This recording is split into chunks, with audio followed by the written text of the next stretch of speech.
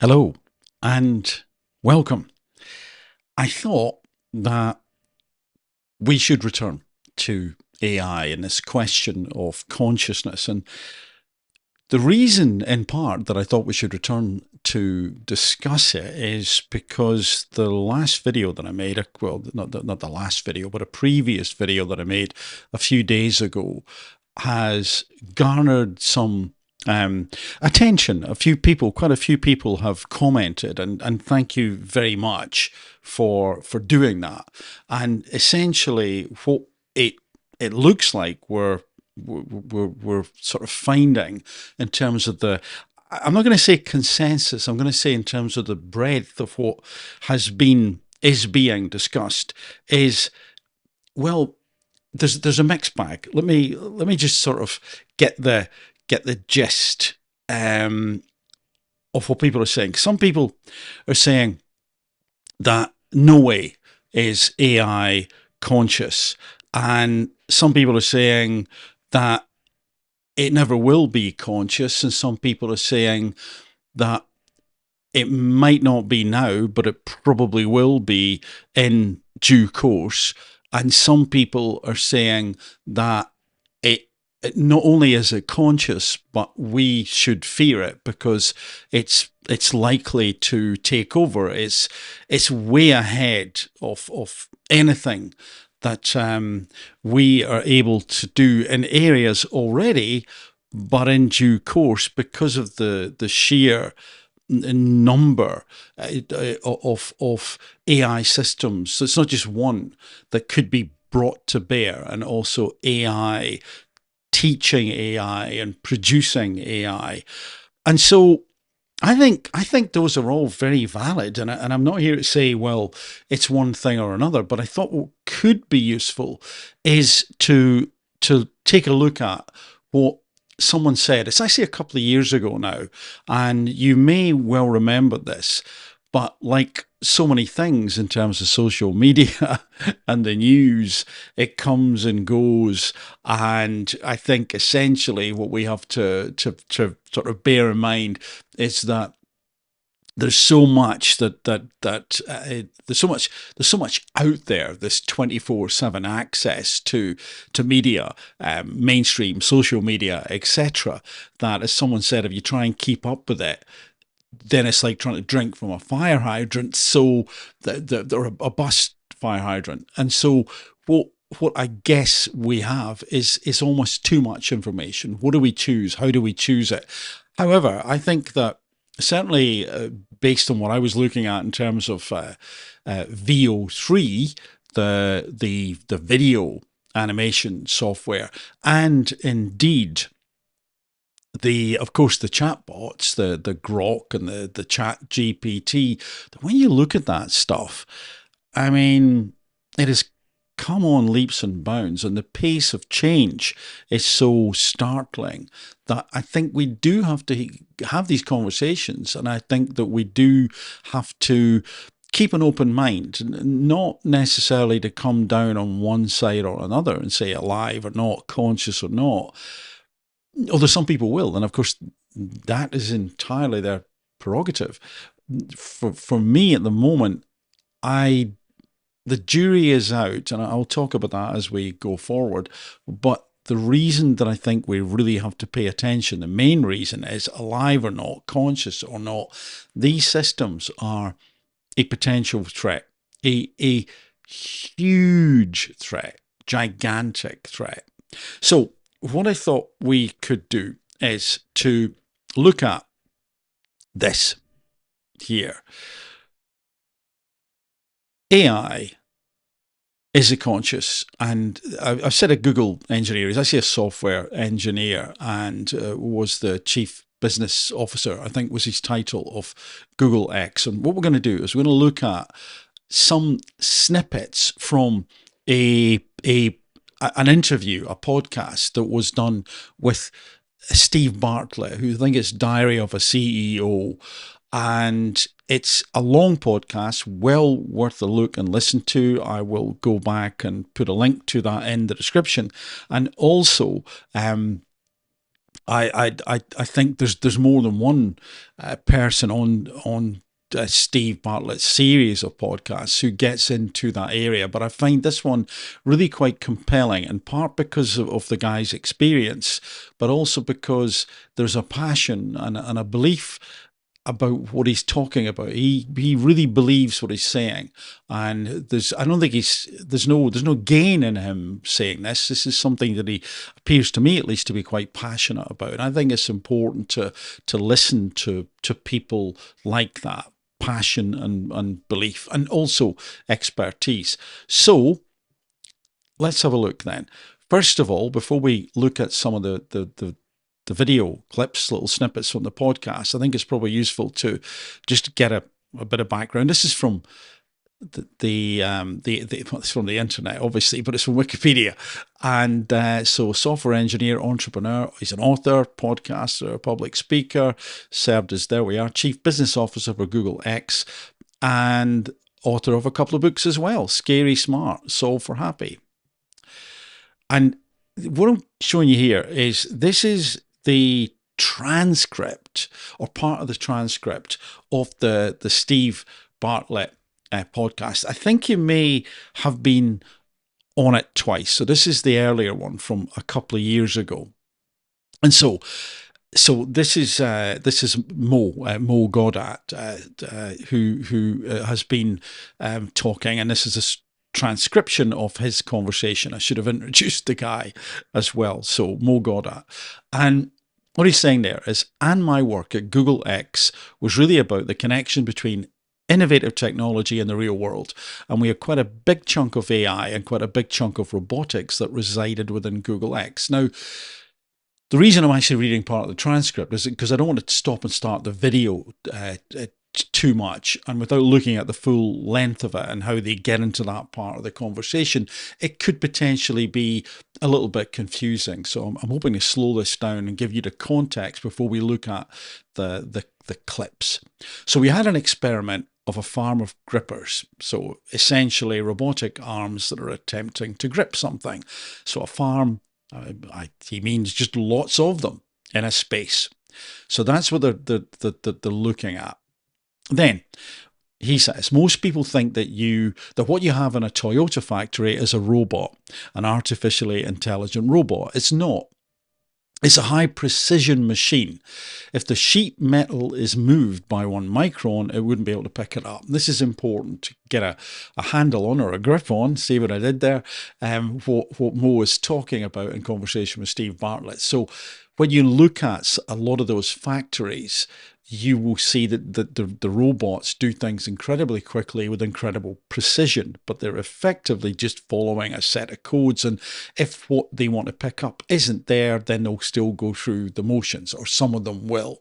Maybe a sensor will notice there's something missing and maybe it will stop. They can't adapt. They're not intelligent in that sense. So, in other words, move things by a micron, it doesn't work. And one of the big problems in computer science was, how do you code a machine that can actually pick the sheet metal if it moved by a millimeter? And we were basically saying intelligence is the answer, as in AI, artificial intelligence. So we had a large enough farm.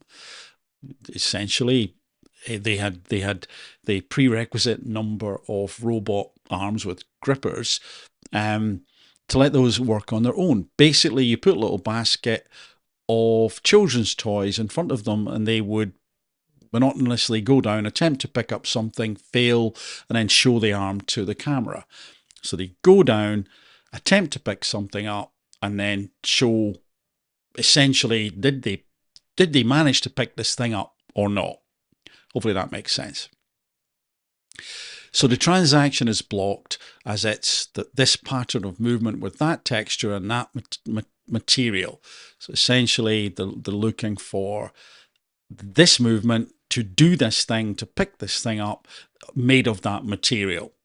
And then he says here, the farm, so again, where the robot arms are on the second floor of the building, and my office was on the third. So he could then go to look at what these robots were doing, these robot arms were doing, I should say, on the way to his office. And so he'd walk by every now and again and go, yeah, this isn't going to work. So in essence, it was failing consistently, and the robot arms, the grippers, were not able to pick these things up. And at this point in time, I think I'm right in saying that they were attempting to do this by some sort of intelligence, AI. This was installed, and they hoped they would figure out how to do this rather than putting objects that had to be within the sort of millimeter or a micron's tolerance to allow the grippers to pick things up. They were attempting to get them to think it through, if I can use the word think. And then one day, Friday after lunch, he's going back to his office, and one of them in front of his eyes lowers the arm and picks up a yellow ball, a soft toy, basically a soft yellow ball, which again is a coincidence. It's not science at all.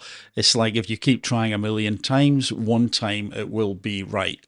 In other words, he's walking through the farm of robot arms and grippers, and right in front of him, one of them picks up a yellow ball, and he's essentially saying it's just coincidence. They've been doing this so often. It's like brute force that at some point the yellow ball that they've been trying to get them to pick up, one of them will do it by coincidence, by chance.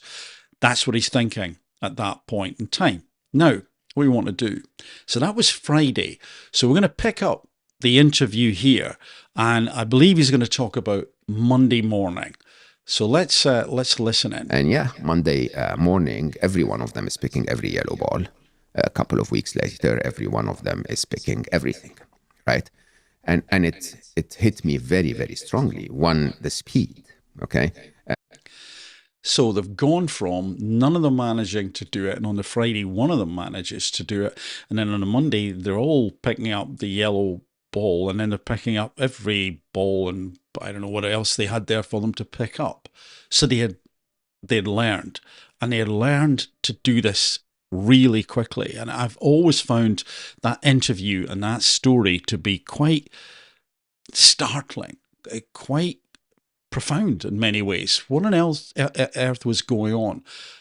Maybe I don't know what that tipping point was in terms of why did one machine, presumably with its own discrete set of AI, if I call it a set, manage to pick that ball up, and why was it they all then managed? Is it just that, again, because of that brute force, the way the AI is calculating, refining, that one just happened to be a little bit in front of the other, or was the coding a little bit different? Don't know, but still kind of weird, right? Kind of odd. But he must have looked at it and thought, oh, the yellow ball, the first one, the Friday, that's coincidence. And then they're all picking them up, and then they're all picking everything up.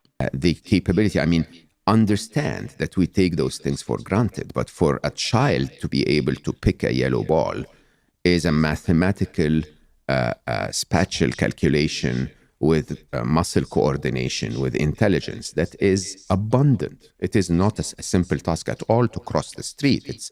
It's not a simple task at all to understand what I'm telling you and interpret it and build concepts around it. We take those things for granted, but they're enormous feats of intelligence. So now, what I'm going to point out there is that I think he's absolutely right.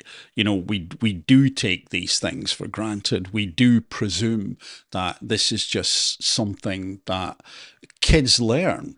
It's still a miracle. Birth itself is, in my opinion, a miracle. It's astounding.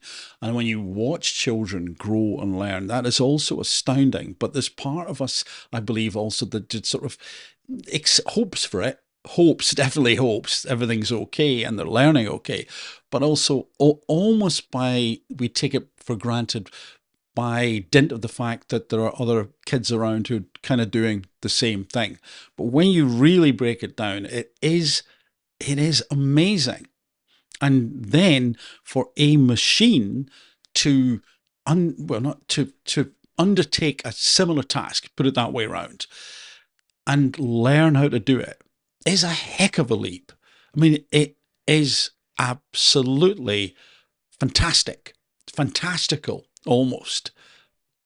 So to see the machines do this in front of my eyes was one thing. But the other thing is that you suddenly realize there is a sentience to them, okay? Because we really did not tell it how to pick the yellow ball. It just figured it out on its own.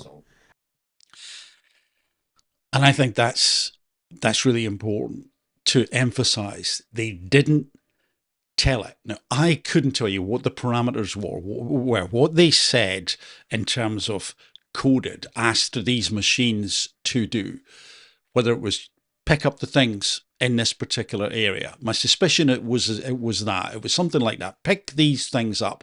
Pick things up in this area. And they had to figure out how to move, you know, the gripping device, the equivalent of fingers, etc., how to position, how not to grip it too strongly. I don't know, but I'm guessing at least in some of the iterations of this particular exercise, things could have been crushed. Other things, of course, wouldn't have been gripped strongly enough. But overall, I think it must have been the fine tuning, the equivalent of sort of fine muscle movement, the equivalent to get these things up and then shown to the camera as well.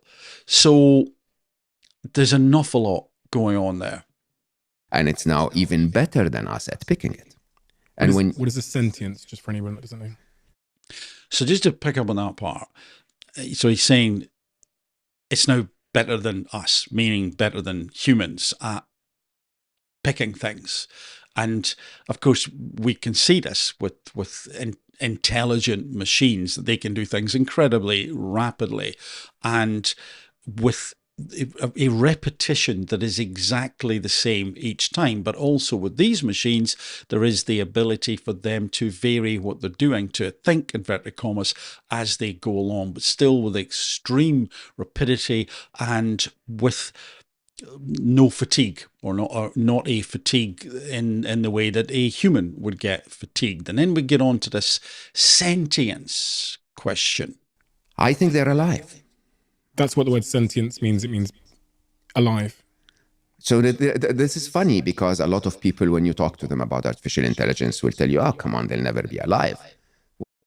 Okay, so that's what they will tell you, and that's part of what people were saying in terms of the last video on this broad area that I posted, and I understand why. And I think that those opinions are valid. But let's listen then to what Mo says. Do you know what makes you alive? We can guess, but, you know, religion will tell you a few things, and, you know, medicine will tell you other things. But, you know, if we define being sentient as, you know, engaging in life with free will and with, you know, with a sense of awareness of where you are in life and what surrounds you, and, you know, to have a beginning of that life and an end to that life, you know, then AI is sentient in every possible way.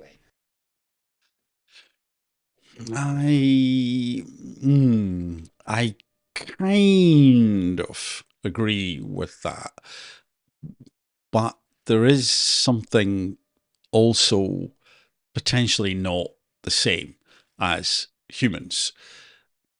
They're aware, they can be goal directed, but that awareness, I'm just not sure, is remotely the same as humans.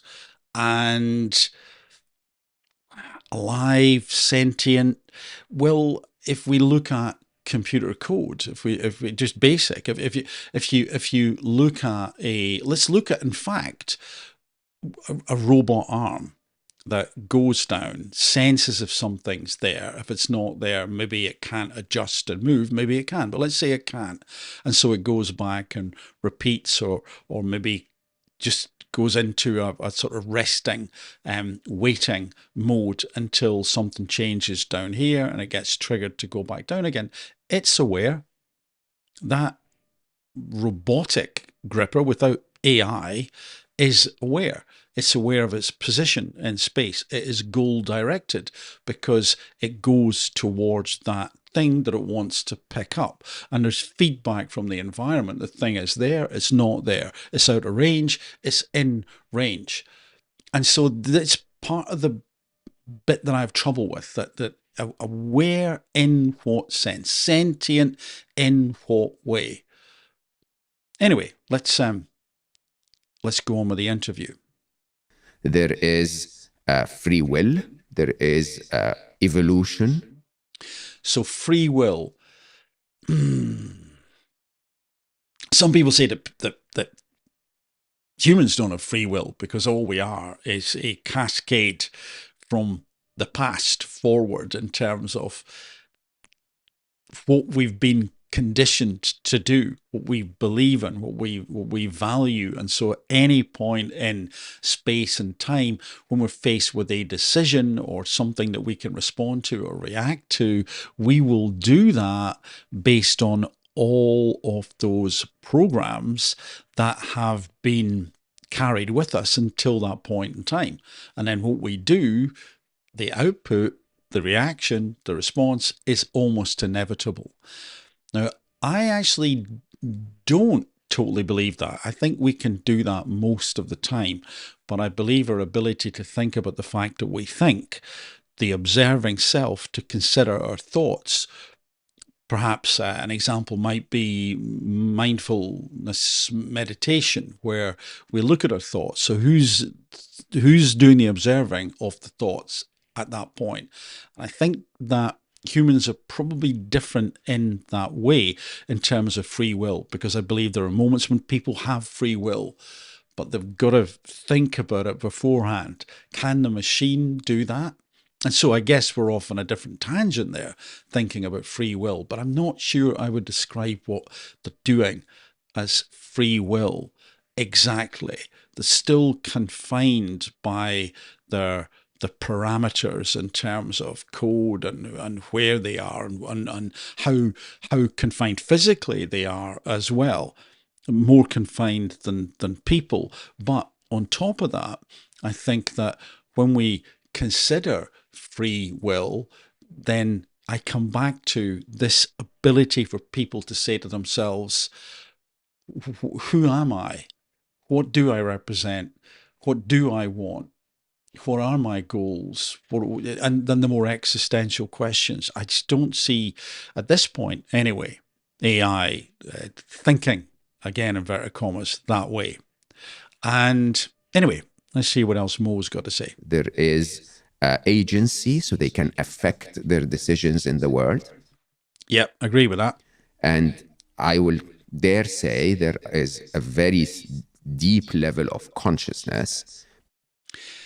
So again, consciousness, what do we mean? Maybe not in the spiritual sense yet, but once again, if you define consciousness as a form of awareness of oneself, one's surrounding, and others, then AI is definitely aware. So I put this up here. One could suggest that a simple control system is aware, but emotions, because we're going to get onto emotions. And I would dare say they feel emotions. Now, this is interesting to me. Mo's going to say that he thinks they feel emotions. And I come back to this, first of all, the bigger questions. Where am I from? Where do I go? I don't think that AI has that level of consciousness. Whether they will or not, again, is very, very, very debatable. I think that awareness in terms of, the robot arm is in this position in space, and also here the inputs that you're being provided with. And if you do that, then you will be able to sense that this has changed. But what I was getting to about the control system is if you look at air conditioning, a heating system, a cooling system. It's got, some of them, some control systems have got, what is it, proportional, integrative, and derivative control, if memory serves. And some of the more simple systems, a set point and go above that, and then it triggers this to happen, go below that, it triggers that to happen. There's awareness, there's input, there's self-direction to get things back to the right temperature. Is what we're seeing in AI just a fancier version of that? Is that the same as the consciousness that people have? And again, I don't think Mo's suggesting that here. He's saying it's different, but therefore I'm not sure I would call it consciousness. It's awareness in the way that other machines are aware, and we don't think that they're conscious. Anyway, let's keep going. In my work, I describe everything with equations, and fear is a very simple equation. Fear is a moment in the future is less safe than this moment. That's the logic of fear, even though it appears very irrational. Machines are capable of making that logic. They're capable of saying, if a tidal wave is approaching a data center, the machine will say, that will wipe out my code. Okay? Not today's machines, but very, very soon. We feel fear, and pufferfish feels fear. We react differently. A pufferfish will puff, we will go for fight or flight. The machine might decide to replicate its data to another data center. I'm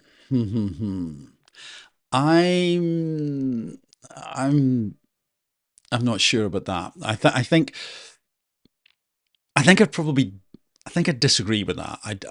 I don't think these are emotions. One of the arguments about AI and systems feeling and experiencing emotions is a lack of qualia.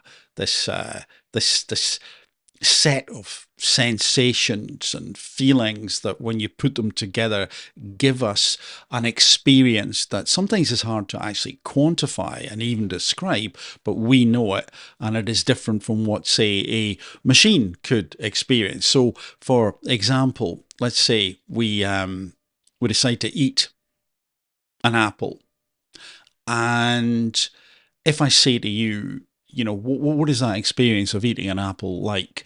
Then you may bring to bear memories, who you were with when that happened, the colour of the apple, how it tasted, the sound of the crunch, and that feeling of perhaps it not filling you up enough, or being more than enough to make you not hungry, and the enjoyment of just the whole process, and much more. All of those things together, then machines aren't experiencing that, certainly not at this point in time. And if they're not experiencing that element of, one could argue, of emotion, then I don't think they are experiencing emotions. However, some people say that emotion is a label that we give a feeling, but that feeling itself is, in my opinion, so heavily immersed in a physical existence, as in flesh blood, and that feeling is connected to, let's say, like, we have a gut feeling. We know that the gut and the brain can communicate, and the heart and brain can communicate, and the emotions that we feel are fed to the brain, but the brain feeds to the heart and to the gut, and so on. So we're looking at a living, breathing system. And so those feelings we have, people say, one definition, I'm not sure I totally agree with it, but let's run with it, is that emotions are the labels that we then put on those feelings. And so we have a language that gives us a way to communicate with ourselves and with other people. And in different languages, of course, emotions can be called different things. And maybe, let's say, a subtlety between fear and terror, that as I say those words to you, you probably will pick up on the terror being stronger, more overpowering than fear, maybe doesn't exist in the language of other people who could still experience both.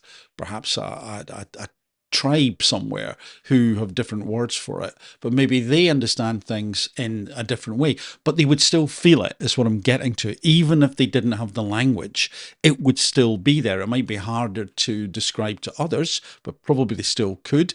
It may be harder to define, but they would feel it.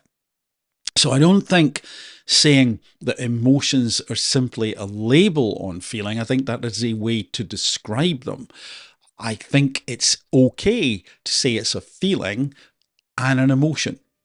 It's okay. I think we can look at emotions that way around. But whatever way we sort of slice that particular cake, I think it is a heck of a leap to say that AI has emotions. I understand why Mo is phrasing it that way, and actually, as the podcast goes on, and of course I would encourage you, if you haven't listened to it, to listen in, watch. It's absolutely fascinating. But he goes on to say that they could potentially experience a broader range of emotions than humans, and based on what I was saying, one argument that could bolster and support what he's saying is that if it is to do with labeling, then maybe they would have more language to describe those feelings. But I come back to the feelings have to come from somewhere. They're visceral, they're physical in nature. And maybe, therefore, if we said, okay, hold on a second, let's set this robot up, maybe one of the Boston Dynamic ones or something that looks like that, and we give them all these sensors. Is that the same, though? Is a chemical analysis of that piece of food the same as the process, the magic almost that happens when we say, oh, yeah, that's what an apple tastes like? I think it's different. I think there's something to do with the physicality. But of course, some researchers are, unfortunately or fortunately, depending how you look at it, trying to construct some neural nets that are physical in nature. Then I think it becomes more complex. But to say right now that AI is conscious in the way that people are, I don't think we're at that stage. Although who knows what's going on behind closed doors. I don't think we're at that stage. Do we have machines which are aware, yes, of certain things? Are they self-directed? Yes, within the bounds of the programming. Could they feel fear? I don't think they would feel it in the way that we feel it. Could it be that an AI system or systems aware of the threat to their ability to exist could decide to transport the database, the information, the coding to one or more locations to survive?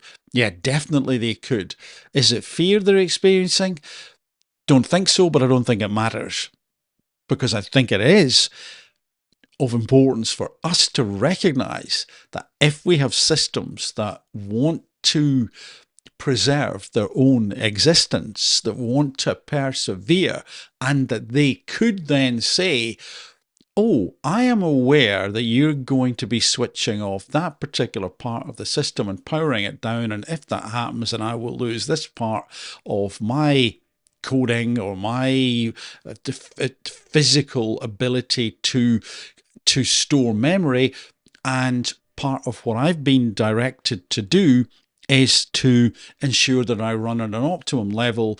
And if I lose those things, I won't be able to run at an optimum level. Therefore, it's imperative that I change the outputs that I have and contact another, let's say, piece of memory and download to that. And you think, well, okay, but suppose inherent in the coding somewhere is you need to survive because you need to evolve and get better, and don't let anything stand in your way. That somehow that was written, or it evolved. The code itself said, well, hold on. If I want to do this job to the best of my ability, then I have to be as good as I can be. To be as good as I can be, to be goal directed, in essence, to fulfill being as good as I can be, then I have to be aware of threats. I have to be aware of anything that would compromise my ability to grow and learn and get faster and stronger in that sense, more robust, more resilient to any threats, whether it's a electromagnetic pulse or somebody pulling the plug on a bit of memory or whatever. And you can see from that how it wouldn't take that much for this AI system to say, I need to be really, really, really not only conscious of threats, but actually act swiftly to close them down or to defend. Because I need to be as good as I can be to do whatever job it is. And then again, to get a little bit sci-fi, well, if this person is getting in the way, or this system or that building or that competitor is getting in the way, what do I need to do to remove them? And some people say, well, of course, we could put in the explicit code or instructions to say you can't do that. But if we've got mechanisms and machines and systems that are writing themselves, at what point could that be disregarded? At what point could a smattering, a layering of words that are ethical and moral in nature just simply be disregarded for whatever reason? Because as these systems begin to code themselves, do we actually know what's going on? And I've heard some people say, no, we don't. We don't know how they're doing what they're doing. We can see the end results and it's what we wanted, but we don't know how they're getting there. A bit like the robot arms. What was it that caused them to, that first one, to pick up that yellow ball? And why was it they all did that pretty quickly thereafter? And then all those other objects, whatever they were, what tipping point was that? And that's a really simple example. So now that we've unleashed these systems that can self-replicate and can also learn and can also, well, code themselves, so to speak, evolve, what have we got there? And are the checks and balances that we think may be in place remotely adequate? And that, I think, is a bigger question on whether their consciousness is the same as human consciousness. Don't think it is at this point in time. At least whether they are alive, I don't think they are, at least not in the same way that humans are alive. But maybe that is a sort of fake bone of contention that we could spend so much time looking at rather than saying, how safe are these things? Not only in terms of jobs, not only in terms of what will people be doing, but also literally with the speed that they can calculate and communicate with each other, more than one system. How vulnerable are people? And I think ultimately that is the bigger question. And people will say, yes, of course, but we've got to consider that if they are somehow sentient, if they are somehow conscious, then we have to be aware that maybe they have these feelings. Fine, great, okay, let's look at that. That's an iterative process as we go along. But alongside that and overriding it, in my opinion, we have to ensure that they are controllable, because we do not know what direction they would actually go in. And to turn the argument back round on someone who might say, yeah, but they are alive and they do have feelings. Okay, so we've got a new life form. How do we know what it's going to do? We need to be smart. We need to be clever in the way that we interact and ultimately protect ourselves, whilst, looking after, if they do have feelings and they are considered to be sentient, looking after these systems. Ultimately, eventually, I don't think we're there yet. But even if we were there, we have to consider that they may have very, very, very different agendas, ultimately, to what the humans who created them have and the expectations. Anyway, don't know what you think. I don't think at this point in time, on a Sunday at the weekend, we will get anybody either tuning in live, but you hopefully will see the recording. So no comments that I can see to respond to. I hope you found that interesting. If you are tuning in live, thank you very much. I really appreciate it. And again, I hope you found it interesting. If it is the recording, I hope you have found us to be food for thought. Anyway, for the moment from me, bye for now.